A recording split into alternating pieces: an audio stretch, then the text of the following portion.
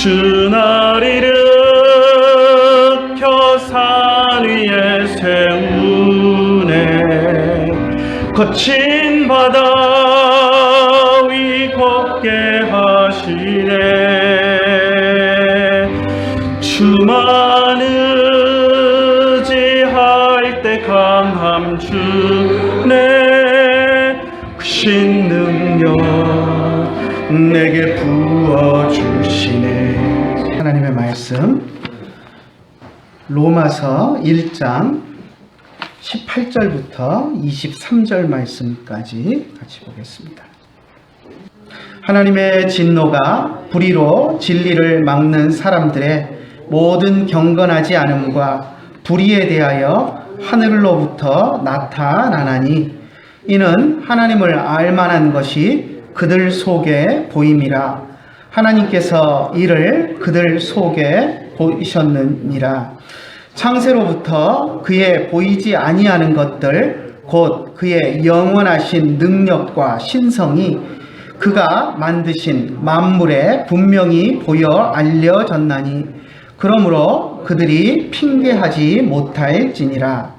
하나님을 알되 하나님을 영화롭게도 아니하며 감사하지도 아니하고 오히려 그 생각이 허망하여지며 미련한 마음이 어두워졌나니 스스로 지혜 있다 하나 어리석게 되어 썩어지지 아니하는 하나님의 영광을 썩어질 사람과 새와 짐승과 기어다니는 동물 모양의 우상으로 바꾸었느니라.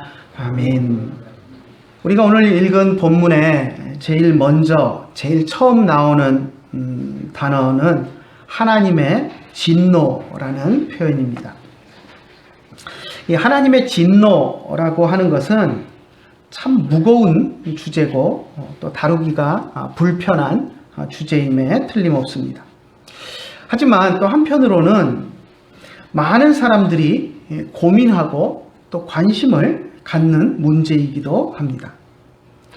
우리는 하나님의 진노하시는 하나님 이러면 두려운 마음이 들고 어색하고 싫은 그런 생각들이 들지만 사실 이 진노하시는 하나님이라는 표현은 하나님이 막 화를 내시고 벌 주시고 우리를 겁주는 그런 단어라기보다는 하나님의 본질인 거룩함과 관련된 그러한 표현입니다. 하나님은 거룩하신 분이기 때문에 모든 죄를 미워하시는 분이십니다. 그리고 죄에 대해서는 결코 간과하지 않으시고 반드시 징벌하시는 하나님입니다. 하나님이 거룩하시기 때문에 그렇습니다. 그래서 그런 하나님의 거룩한 성품을 표현하기 위해서 사람들은 하나님을 죄인을 향해서 분노하시는 분으로 표현을 했습니다. 하나님의 공의, 죄를 싫어하시고 죄인을 벌하시는 그 공의를 표현하기 위해서 분노하시는 하나님, 하나님의 분노 이런 표현을 쓰는 것입니다. 시편 7편에 보면 다윗도 하나님을 회개하지 않는 악인에 대해서 진노하시고 그들을 벌하시기 위해서 칼과 활을 준비하시는 하나님으로 묘사하고 있는 것을 볼 수 있습니다. 한번 같이 읽어볼까요? 시편 7편 11절과 12절 말씀인데요. 한번 같이 읽어보겠습니다. 하나님은 의로우신 재판장이시며 매일 분노하시는 하나님이시로다. 사람이 회개하지 아니하면 그가 그의 칼을 가시며 그의 활을 이미 당겨 예비하셨도다. 하나님을 의로우신 재판장, 그러니까 공의의 하나님을 강조하고 있습니다. 그러면서 하나님을 매일 분노하시는 하나님이라고 표현합니다. 아마 이 앞에 공의의 하나님이라는 의로우신 재판장이라는 이야기 없이 하나님은 매일 분노하시는 하나님이다 그러면 뭔 그런 하나님이 다 있어? 아마 이런 생각이 들 겁니다. 하나님은 매일 화를 내시고 분노하시는 분이다 라고 한다면 우리가 하나님에 대해서 하나님이 어찌 그럴 수가 있어 라고 이야기할 수 있겠지만 다윗이 이야기하고 있는 것은 하나님은 맨날 화만 내시는 분이다 이런 표현이 아니라 하나님은 공의로우시고 의로우신 분이기 때문에 불의에 대해서 참지 못하고 불의한 것에 대해서는 화를 내시고 진노하시는 분이다라는 것을 표현을 한 것입니다. 그래서 사람이 회개하지 아니하면 하나님이 벌하기 위해서 칼을 갈고 계신다라는 표현을 쓰기도 했고요. 이미 화를 당기어 예비하였다. 그러니까 쏠 준비를 딱 끝낸 겁니다. 놓기만 하면 바로 가서 맞을 수 있도록 화를 당기셔서 벌할 준비를 하고 계시는 그러한 하나님을 다윗이 표현했습니다. 하나님은 공의의 하나님이고 죄를 싫어하시는 하나님이다라는 것을 표현하기 위한 것입니다. 예로부터 사람들은 자신의 죄를 자각할 때 하나님의 진노하심에 대한 두려움을 느꼈습니다. 그래서 사람들에게 이런 하나님, 신에 대한 두려운 마음이 있는 것을 이용해서 어떤 비열한 종교인들은 자신들의 유익을 취하는 경우들이 많았습니다. 죄인들이 뭔가 손을 쓰지 않으면 하나님의 진노를 피할 수 없다라고 말하면서 그 진노를 피하기 위해서는 이거 해야 된다, 저거 해야 된다라고 하면서 사람들의 불안감을 부추겨서 자기의 유익을 취하는 사람들이 있었습니다. 오늘날도 있죠. 대표적으로 보면 우리 무속 신앙인들이 그런 일들을 많이 합니다. 사람들의 불안한 마음을 부추겨서 뭔가 하지 않으면 그 불안함 속에서 뭔가 잘못된 일들을 당하고 신의 진노를 살게 된다라는 그런 마음들을 부추겨 가지고 구슬하게 만들고 부적을 써서 몸에 진이라고 하면서 비싸게 부적을 팔기도 하고 하는 그런 일들을 합니다. 무속인들만 그러겠습니까? 우리 교회도, 교회사도 돌아보면 우리 교회의 역사 속에서도 교회 안에 그런 오점들이 있었습니다. 특히 중세 로마 교회가 그랬습니다. 자기 죄로 인해서 하나님의 진노를 받을까봐 두려워하는 그런 사람들의 심리를 이용해서 고해성사라는 제도를 만들어냈습니다. 불안해하는 사람들에게 신부에게 와서 자기의 죄를 고해하면, 고해성사를 하면 그것으로 죄를 용서받을 수 있다라고 이야기를 했습니다. 그렇게 해서 사람들이 신부에게 와서 비밀리에 죄를 고백하면 그것을 들은 신부는 죄사함을 받기 위해서는 이러이러한 것을 해야 됩니다 하고 보속이라는 이름으로 뭔가를 명령했습니다. 이걸 하면 죄가 사해집니다 하고 그것을 명령을 합니다. 그것을 행해야 죄가 사해지고 하나님의 진노를 피할 수 있다라는 거짓말을 하면서 사람들에게 뭔가를 행하게 만든 것입니다. 그래서 사람들은 그 말을 듣고 죄에 대한 두려움 때문에 하나님의 진노를 받을까 봐 두려워서 신부들이 시키는 것은 무엇이든지 했습니다. 그렇지 않으면 하나님의 진노를 피할 길이 없다라고 생각했기 때문입니다. 헌금을 하라고 하면 빚을 내서라도 헌금을 했고요. 심지어는 역사 속에서 보면 자기 아들, 딸들을 노예로 팔아가지고 그 돈을 가지고 헌금을 하는 예들도 있었습니다. 교황이 하나님이 원하시는 것이 전쟁이다 그러면 목숨을 걸고 전쟁에 나가서 싸웠습니다. 하나님의 진노에 대한 두려움 때문이었습니다. 전쟁에 나가서 하나님을 위해서 싸우면 네 벌이 없어지고 하나님의 진노가 사라진다라고 하면 그 진노를 감당하지 못해서 전쟁터에 나가서 싸우는 일들까지 했던 것입니다.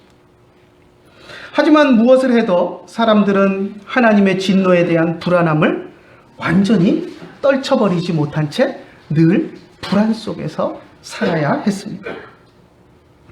특히 천둥 번개가 치는 날은 더 그랬습니다. 요즘은 우리가 이제 천둥 번개가 과학적인 현상이다라는 것을 알기 때문에 좀 덜하지만 그래도 우리가 저녁에 비가 막 오면서 바람 불면서 벼락이 우리 창문 집 옆에 팡 하고 떨어지면 깜짝깜짝 놀래고 불안해하는 것이 우리의 모습입니다. 근데 근데 옛날에는 더 그랬습니다. 천둥 번개가 치는 현상을 하나님의 진노라고 옛날 사람들은 생각했습니다. 우리 종교개혁자 마틴 루터도 그랬습니다. 그래서 천둥 번개가 치는 날 두려움에 떨면서 목숨만 살려주시면 내가 수도사가 되겠습니다 하고 서원하기도 했습니다. 그리고 결국 그 서원 때문에 그는 수도사가 되었고, 수도사가 된 이후에도 그 하나님의 진노, 하나님이 나를 벌 주면 어떻게 하나, 그 벌에서 어떻게 벗어날까 하는 그 진노하심에 대한 두려움을 완전히 떨쳐버리지 못했습니다. 그래서 그 하나님의 진노를 피하기 위해서 내가 이것을 해보면 하나님이 벌을 안 내리시지 않을까, 온갖 고행도 해보고 참선도 해보고 모든 할 수 있는 일들을 다 해보았습니다. 하지만 그는 하나님의 진노하심에 대한 두려움에서 벗어나지 못했습니다. 그가 하나님의 진노하심에서 벗어날 수 있었던 길은 무엇이었냐면, 성경을 읽고 예수 그리스도를 통한 복음의 진리를 깨달은 후에야 비로소 마틴 루터는 하나님의 진노에 대한 두려움을 완전히 떨쳐버릴 수가 있었습니다. 예수님이 나를 위해서 죽으셨고 내 죄를 다 사해 주셨기 때문에 하나님이 더 이상 내 죄에 대해서 진노하시지 않는다라는 그 확신을 받은 다음부터 그는 하나님의 진노에 대한 두려움에서 벗어날 수 있었습니다. 오늘날도 많은 사람들이 하나님의 진노하심에 대해서 염려하면서 살아갑니다. 제가 목사가 된 이후에 사람들로부터 질문받는 것 중에 가장 많은 것 중에 하나가 뭐냐면, 목사님 이거 하면 죄인가요? 목사님 이거 하면 벌 받나요? 하는 그런 질문을 제일 많이 받습니다. 여전히 오늘도 많은 사람들은 하나님의 진노하심에 대해서 두려워하고 사는 것입니다. 그런데 그 마음의 중심에는 어떻게 하면 하나님 앞에서 바르게 살까 하는 고민에서 이거 하면 하나님이 싫어하실까요? 이거 하면 죄인가요? 벌 받나요? 하고 질문하는 것이 아니라, 하나님 앞에서 어떻게 하면 바르게 살까 고민하면서 하는 질문이 아니라, 사람들의 관심은 이게 하나님이 싫어하시느냐 좋아하시는 일이냐 거기에 관심이 있는 것이 아니라, 이거 하면 벌 받느냐 안 받느냐, 좀 나쁜 일이어도 하나님이 벌 안 주는 것 같으면 상관없다라고 생각하는 겁니다. 하나님이 기뻐하시는 일을 하기 위해서 이거 하나님이 좋아하실까 싫어하실까 이걸 고민하는 게 아니라, 벌 받을까 안 받을까, 벌 안 받으면 적당히 나쁘게 살아도 되고 벌 받는다면 안 해야지 하는 벌에만 관심이 있지, 하나님 앞에서 어떻게 바르게 살까에 대한 관심은 없는 것을 보게 됩니다. 그것이 그 질문을 대하면서 안타까운 마음을 갖게 되는 이유입니다.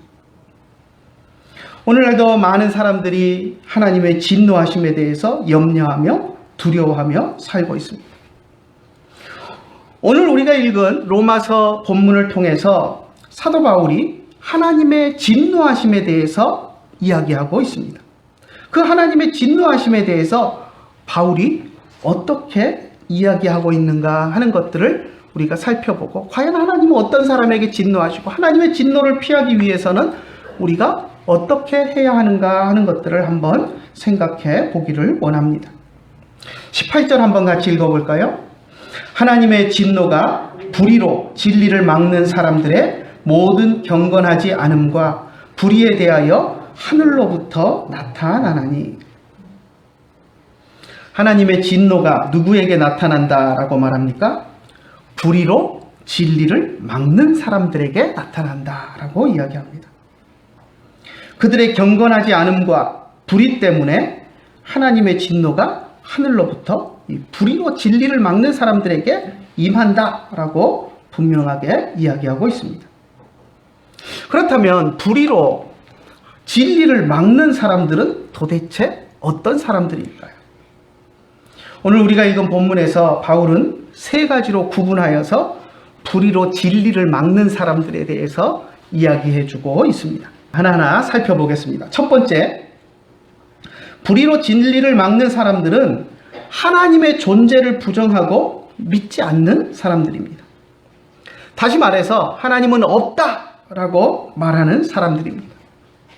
우리들이 전도를 하다 보면 에이 하나님이 어디 있어? 라고 이야기하는 사람들이 있습니다. 하나님 믿으세요? 그러면 에이 하나님이 어디 있어? 하고 말을 합니다. 심지어는 보이지 않는 하나님을 믿느니 내 주먹을 믿겠다 뭐 이러는 사람들도 있습니다. 그들은 세상을 창조하신 하나님, 우리 인간을 지으신 하나님의 존재 자체를 인정하지 않습니다. 그래서 그들은 이 세상이 우연히 생겨났다라는 진화론을 믿습니다. 하나님을 인정하지 않기 때문에 세상을 만드시고 사람을 만드신 하나님을 인정할 수가 없으니까 원숭이가 진화해서 사람이 됐다라는 말도 안 되는 것을 받아들이고 인정하는 것입니다. 그러면서 진화론을 과학이라고 억지를 씁니다. 진화론이라는 이론에는 수많은 과학적인 허점이 있습니다. 엄청난 논리적인 모순이 있습니다. 그럼에도 불구하고 그들은 진화론에 집착합니다. 왜 그런 줄 아십니까? 그 이유는 하나님의 존재를 인정하기 싫기 때문입니다. 하나님이 창조하셨다라고 인정하면 모든 것이 끝날 텐데 하나님은 없어! 하나님의 창조하셨다라는 건 말도 안 돼! 이걸 끝까지 부정하려니까 그럼 이 세상이 어떻게 생겨났는가 하는 것을 설명할 수 있는 방법이 진화론 외에는 없는 겁니다. 그러니까 말도 안 되는 허점투성이인 것들을 끝까지 빡빡 우기면서 진화론이 옳다고 그렇게 주장을 하는 것입니다. 하나님 존재 자체를 인정하기 싫기 때문에 진화론에 목을 메고 있는 것입니다. 이 세상을 만드신 하나님의 존재를 인정하지 않는 사람들은 이 세상이 어떻게 존재하는가 하는 것을 설명할 수 있는 방법이 없기 때문에 진화론에 몰두할 수밖에 없습니다. 오늘 우리가 읽은 본문에 보니까 바울은 하나님께서 사람들 안에 하나님이 계시다라는 것을 알 수 있는 성품을 심어 놓으셨다라고 말합니다. 우리가 잘 아는 대로 하나님께서는 우리 인간을 만드실 때 하나님의 형상대로 만드셨습니다. 우리 안에 하나님이 심어 놓으신 하나님의 형상, 하나님의 성품이 우리가 하나님에 대해서 알 수 있는 씨앗의 역할을 합니다. 하나님이 우리 안에 하나님의 성품을 심어 놓으시지 않았다면 우리는 하나님을 알 수 있는 방법이 전혀 없습니다. 하나님의 형상으로 창조되지 않은 강아지나 고양이가 여러분 하나님을 알 수 있는 방법이 있을까요? 전혀 없습니다. 그들은 하나님의 존재에 대해서 신경도 쓰지 않고 살아갑니다. 요즘 우리 대한민국을 보면 대한민국이 아니라 개한민국이 됐다라고 할 정도로 개들의 천국이 아닌가 하는 생각을 해봅니다. 이걸 얘기하면 또 애견인들이 싫어할지 모르겠지만 아무튼 어지간한 사람보다 요즘 개, 고양이가 훨씬 더 대접을 잘 받는 세상이 되었습니다. 그런데 하나님은 우리 안에 개, 고양이하고는 다르게 우리 사람 안에 하나님의 형상, 하나님의 성품을 심어주셨고 하나님을 알 수 있는 씨앗을 우리 안에 넣어주셨습니다. 19절 한번 같이 읽어볼까요? 이는 하나님을 알만한 것이 그들 속에 보임이라 하나님께서 이를 그들에게 보이셨느니라. 하나님을 부정하는 사람들이 있지만 그들 안에도 하나님은 하나님을 알만한 것들을 그 안에 넣어주셨다는 거죠. 그러니 하나님을 부정하는 그 사람들은 그들의 죄악 때문에 하나님을 부정하는 것이지 그들이 무지하거나 정말 몰라서 하나님을 알지 못하는 일은 없다라고 분명하게 선언합니다.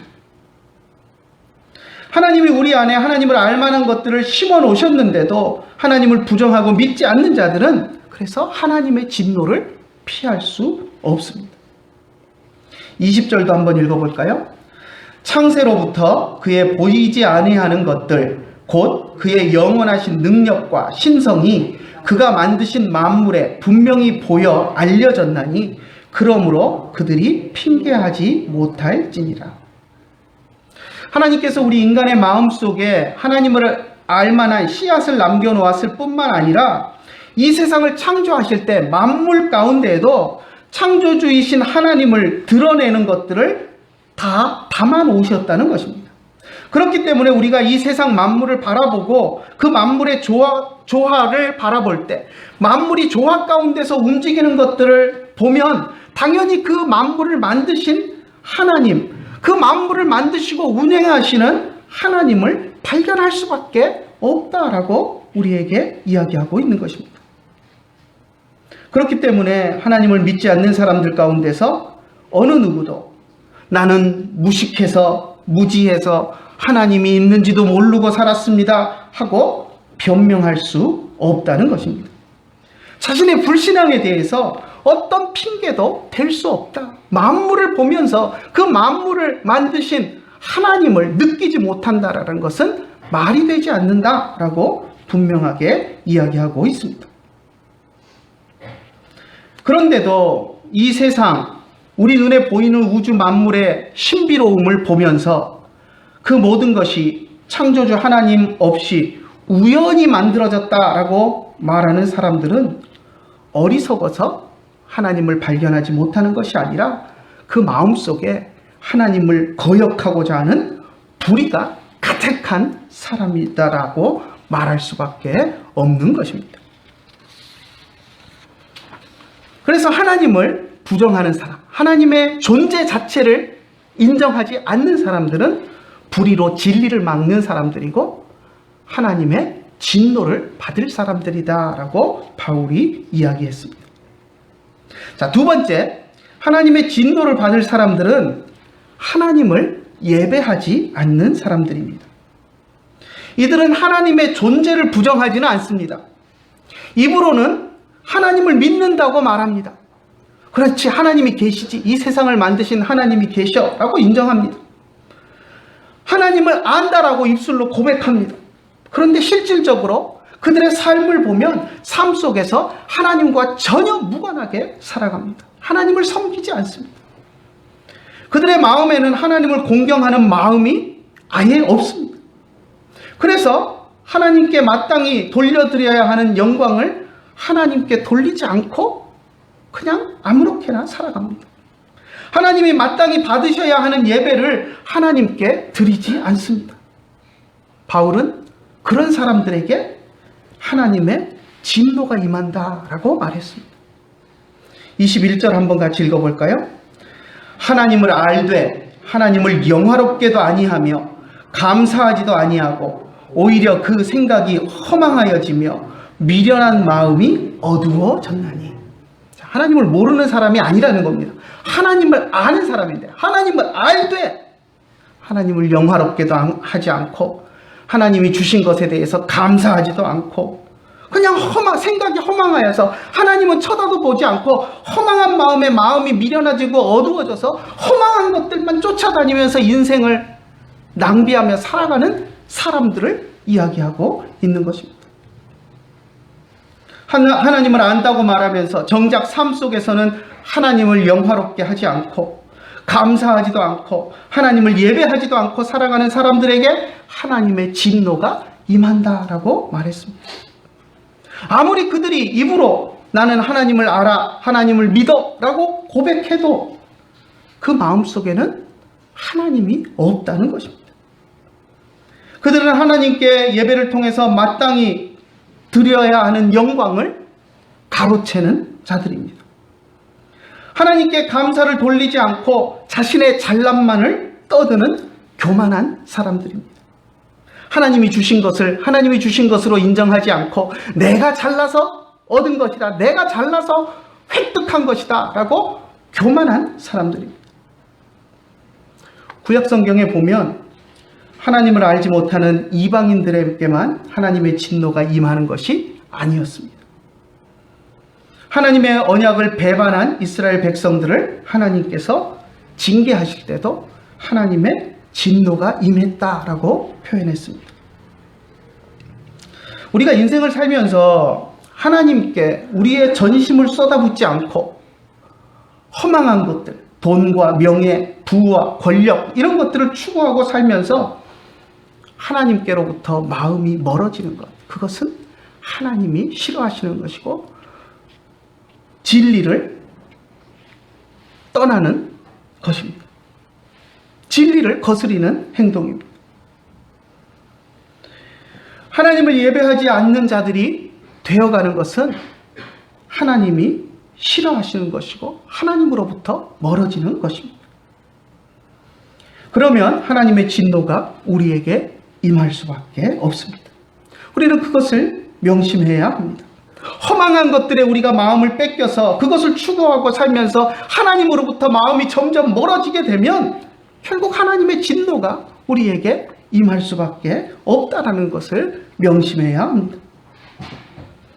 허망하고 쓸데없는 것에 마음을 빼앗기고 하나님 없는 자처럼 미련하게 살지 맙시다. 그것은 하나님의 진노를 사서 폭망하는 길일 뿐입니다. 자, 세 번째, 하나님의 진노를 받는 사람들에 대해서 바울이 이야기하는 것은 우상 숭배자들을 이야기합니다. 이들은 하나님께 마땅히 드려야 하는 영광과 찬송을 하나님이 아닌 다른 자들에게 돌리는 사람들입니다. 하나님을 예배하는 대신 하나님이 아닌 다른 것들을 예배하고 숭배하는 사람들입니다. 하나님이 만드신 자연 만물과 사람이 손으로 만든 조각상을 숭배하고 섬기는 그러한 사람들입니다. 해를 숭배하고 달을 숭배하고, 하나님이 해를 만드셨고 하나님이 달을 만드셨잖아요. 근데 하나님을 섬기는 것이 아니라 해를 숭배하고 달을 숭배하고, 옛날부터 어리석은 사람들이 태양신을 숭배를 했죠.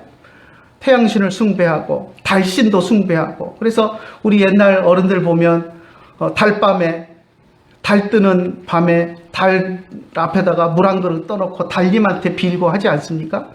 보름달, 요즘도 그래요. 보름달 뜬다 그러면, 또 특히 뭐 1년에 제일 큰 보름달, 밝은 보름달이 뜬다 그러면 사람들 그 달 보러 다 달 뜨는 시간에 나갑니다. 그리고는 뭐 합니까?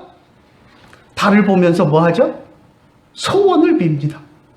달한테 소원 빌면 달이 소원을 들어줍니까? 그런데 어리석게도 달에게 소원을 빕니다. 심지어는 별똥별이 떨어질 때 그걸 보면서 별똥별이 떨어질 때 소원을 빌면 소원이 이루어진다라고 생각하는 사람들도 있습니다. 별똥별이 그 우주에서 떨어지는 그 돌조각이 떨어지면서 불타면서 떨어지는 그 돌조각이 우리가 소원 빈다고 무슨 소원을 들어주겠습니까?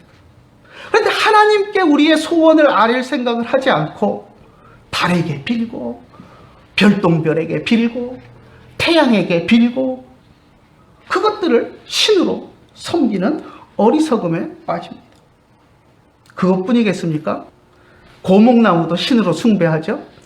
요즘은 좀 덜한 것 같은데 옛날에 보면 동네마다 보면 동네 어귀에 있는 고목나무, 큰 나무에 보면 여지없이 막 빨간 줄 파란 줄 쳐져 있고 거기에 보면 뭐 제사상도 차려져 있고 하는 것들을 보게 됩니다. 그 나무에게, 오래된 나무에게 빌면서 나무를 신으로 숭배하는 것입니다. 또 크고 멋진 돌멩이가 있으면, 바위가 특별한 모양으로 생긴 바위가 있으면 그 바위에 가서 또 숭배하고 섬기는 그런 모습들을 봅니다. 용맹스럽고 큰 덩치 큰 동물이 있으면 또 섬기죠. 곰을 섬기고 호랑이를 섬기고 사람의 손으로 조각한 신상들을 섬기고 그 앞에 절을 하고 신으로 숭배합니다. 세상 영웅이나 위인도 숭배하죠. 사당들이 많이 있습니다. 여기 저는 몇 해 전에 알았는데 신설동 가는데 보면 동묘가 있습니다. 동묘.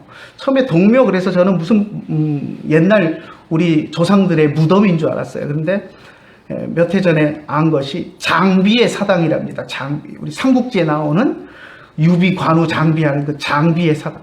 여러분, 장비를 우리가 왜 거기다 갖다 놓고 섬겨야 됩니까? 근데 우리 참 이상해요. 장비를 거기다 사당을 만들어 놓고 신으로 숭배하는 그런 일들을 우리가 하고 있습니다. 얼마나 어리석은 일인지 모릅니다. 이렇듯 세상 영웅이나 위인을 숭배하고 신으로 숭배합니다. 요즘 보면 그 젊은 연예인들, 춤추고 막 노래 부르는 연예인들을 아이돌이라고 이야기를 합니다. 그 아이돌이라는 말이 무슨 말인지 아십니까?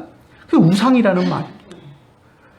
우상 숭배를 하는 겁니다. 아이돌이라고 하면서 저들은 나의 아이돌이야, 이건 나의 우상이야, 내가 섬기는 신이야, 이런 표현하고 같습니다.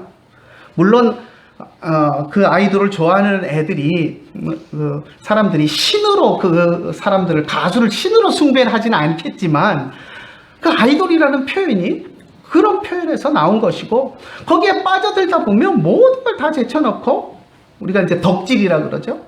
어느 정도 적당히 하면 그냥 가수 좋아하고 노래 듣고 노래에서 오는 즐거움을 느끼고, 그 즐거움을 나에게 주는 가수들이니까 내가 좋아해주고 앨범도 사주고 뭐 할 수 있습니다. 만나면 좋으니까 사인도 받고 뭐 이 정도, 어느 정도까지는 괜찮습니다. 그런데 완전히 넋을 놓고 그들이 뭘 이야기하면 그냥 막 미친 듯이 빠져들고 하는 것들은, 그것은 잘못된 것입니다. 그들을 신으로 숭배하는 어리석은 일들입니다. 우리 천주교에서 우리 신앙의 선배들 가운데, 순교자들 가운데 위인들, 유명한 사람들을 성인이라 그래서 숭배하는 그런 것들이 있습니다. 천주교 성당 앞에 가보면, 우리 한국에는 뭐 김대건 신부 이런 사람들을 성인으로 해가지고 동상 세워놓고 그 앞에 촛불 켜놓고 그 앞에 막 이러고 기도하고 있는 그런 모습들을 볼 수 있습니다. 마리아에게만 기도하는 것이 아니라 천주교에서 성인이라고 선포해 놓은 기독교 신앙의 위인들을 신으로 그렇게 숭배를 하는 것입니다. 아까 마틴 루터 이야기도 잠깐 했지만, 마틴 루터가 번개 속에서, 두려움 속에서 기도한 대상도 하나님이 아니었습니다. 천주교 성인 중에 하나였던 앤이라는 자기 집안의 수호신으로 모시고 있는 천주교 성인이었습니다. 그 수호신에게, 자기 집안의 수호 성인에게 그렇게 기도하고 빌고 했던 것입니다. 나중에 이제 잘못된 것을 마틴 루터는 나중에 깨달아 알았겠죠. 그런데 우매하게도 그렇게 우리 신앙의 선배들 가운데 훌륭한 사람들을 신으로 숭배하는 어리석음에 우리가 빠지기도 합니다. 요즘 보면, 또 큰 교회들 보면 교회 담임 목사님을 또 우상처럼 숭배하는 그런 모습들을 보기도 합니다. 형태야 어떻든 하나님이 아닌 것에 영광과 찬송을 돌리는 것. 여러분, 목사가 아무리 훌륭해도 목사가 찬송과 영광을 받아야 되는 존재입니까? 아닙니다. 찬송과 영광은 하나님께만 돌려야 합니다. 그런데 많은 어리석은 사람들이 교회가 커지고 수많은 사람들을 모아서 큰 교회를 목회하면 그 담임 목사를 숭앙하고 찬양과 존경과 경배를 담임 목사에게 돌리는 그러한 일들을 하는 어리석음에 빠지는 것들을 봅니다. 이 모든 것들이 다 우상 숭배입니다. 바울은 세 번째로 진리를 막는 어리석은 사람들, 그래서 하나님의 진노를 받는 사람들을 이 우상 숭배자들이다라고 규정을 했습니다. 다시 18절로 돌아가 봅시다. 18절에 보면 바울은 하나님의 진노가 불의로 진리를 막는 사람들에게 임한다라고 말했습니다. 진리를 막는 사람들, 진리를 막는 사람들에게 하나님의 진노가 임한다라고 이야기했는데요. 그럼 진리가 무엇인지를 우리가 알아야 합니다. 물론 세 가지로 바울이 나누어 설명하기도 했지만, 요한복음 8장 31절에 보면 예수님이 진리에 대해서 분명하게 무엇인지를 말씀해 주신 구절이 있습니다. 너희가 내 말에 거하면 참 내 제자가 되고 진리를 알지니 라고 말합니다. 많은 사람들이 이 다음 구절만 가지고 써먹는 경우가 많은데, 진리가 너희를 자유케 하리라 하는 말이 뒤따라 나옵니다. 근데 앞에는 떼버리고 사람들이 진리가 너희를 자유케 하리라 그러면서 막 자기들이 진리를 외치는 것처럼 이야기하고, 특히 광장에서 정치 데모하는 사람들 보면 진리가 너희를 자유케 하리라 하면서 막 외치고 다니는데, 자기들이 이야기하는 정치 구호가 진리라고 그들은 생각을 합니다. 하지만 예수님이 말씀하신 성경이 이야기하는 진리가 우리를 자유케 한다라고 할 때 그 진리는 뭐냐면 예수님의 말이 너희 안에 거하고, 그래서 너희가 참 내 제자가 되면, 참 예수님의 제자가 되면 진리를 알게 된다라고 말씀을 하셨습니다. 진리는 예수님 말씀 안에 거하는 것입니다. 예수님의 제자가 되는 것, 참 제자가 되는 것, 그것이 진리입니다. 그렇기 때문에 오늘 우리가 읽은 18절에서 불의로 진리를 막는 사람들이라고 하는 것을 이 요한복음 8장 31절에 근거해서 생각해 보면 예수님의 말씀을 거역하고 예수님의 제자가 되기를 거부하는 사람들을 우리가 진리를 막는 사람들이라고 이야기할 수 있습니다. 하나님께서는 우리 인간들이 불의와 죄악으로 인해서 스스로 구원받을 수 없음을 보시고 예수 그리스도를 믿는 믿음을 통해서 죄를 용서해 주시고 구원받을 수 있는 길을 열어주셨습니다. 그런데 하나님께서 주신 이 구원의 길이신 예수님을 영접하지 않고 자신의 의로 구원을 이루고자 노력하는 사람들은 불의로 진리를 막는 사람들입니다. 그들에게는 하나님의 진노가 임합니다. 여러분, 하나님의 진노를 피하시기를 원하십니까? 하나님께서 이 세상 우주 만물의 창조주이심을 믿고 또 우리 인생을 지으신 분이라는 것을 분명하게 믿으시기를 축원합니다. 죄에 빠진 우리를 구원하기 위해서 예수 그리스도를 유일한 구원자로 이 땅에 보내셨다라는 것을 분명하게 믿으시기를 축원합니다. 내 삶 속에서 하나님을 바르게 섬기고 예배하는 일에 최선을 다하고 힘쓰시는 여러분들이 되시기를 간절히 축원합니다. 예배를 소홀하지 않고 다른 분주한 일 때문에 예배를 포기하는 어리석음에 빠지지 않으시기를 간절히 축원합니다. 여러분의 인생의 의미를 허탄한 곳에서 찾지 말고 그리스도 안에서 삶의 의미를 찾고 그리스도 안에서 삶의 기쁨을 찾으시기를 간절히 축원합니다.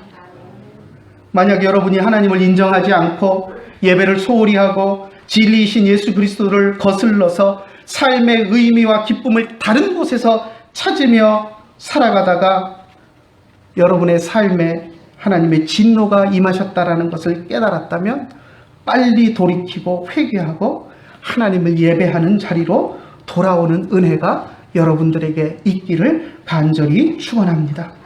기도하겠습니다. 하나님 아버지, 은혜를 감사합니다. 오늘 저희들이 로마서 말씀을 통해서 어떤 사람들에게 하나님의 진노가 임하시는가 하는 것들을 우리가 살펴보았습니다.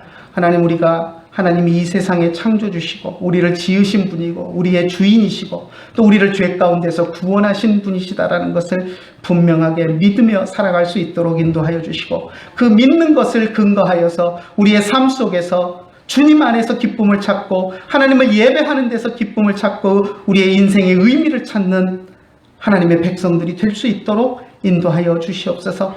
허망한 데 헤매고 다니지 않도록 인도하여 주시고 허망한 곳에서 인생의 즐거움을 찾고 허망한 곳에서 인생을 낭비하는 어리석음에 빠지지 않도록, 그래야 해서 주님의 진노가 우리에게 임하지 않도록 주님 우리를 긍휼히 여겨주시고 늘 우리가 주님을 바르게 믿고 따르며 주님 안에서 기뻐하는 삶을 살아가는 하나님의 백성들, 예수님의 참 제자들이 될 수 있도록 인도하여 주시옵소서. 예수님의 이름으로 기도드리옵나이다. 아멘. 우리 평안 나눔하겠습니다. 베아타 샬롬, 우베이트카 샬롬, 베콜 아쉘 레카 샬롬. 지금까지 지내온 것 주의 크신 은혜라. 말이 없는 주의 사랑 어찌로 말하랴. 자나깨나 주의 손이 항상 살펴주시고 모든 일을 주 안에서 형통하게 하시네. 기도하겠습니다. 이제는 우리 주 예수 그리스도의 크신 은혜와 하나님 아버지의 극진하신 사랑과 성령님의 감화하시고 감동하시고 우리 가운데 교통하심이 이제 주님의 진노를 피하며 또 주님만을 섬기며 살아가기를 원하는 주의 사랑하는 자녀들 머리 위에 이제로부터 영원토록 함께 계실지어다. 아멘.